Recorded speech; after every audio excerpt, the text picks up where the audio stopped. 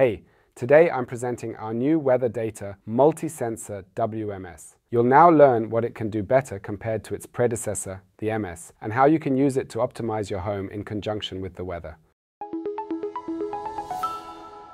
The new sensors we've built into the WMS evaluate temperature, rain and wind speed even more accurately.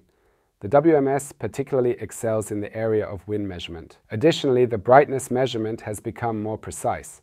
It can measure from 3 cardinal directions: east, south and west. And of course also detect twilight.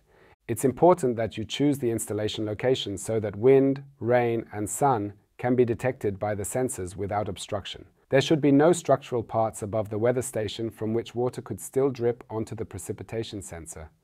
It's recommended to leave at least 60 centimeters of free space around the station. This allows for correct wind measurement without air turbulence.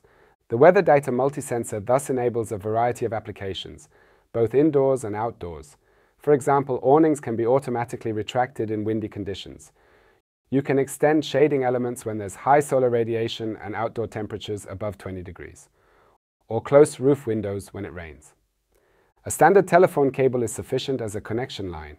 A 24-volt DC power supply is required for the power supply, including heating of the rain sensor. The WMS has the same telegram structure as its predecessor.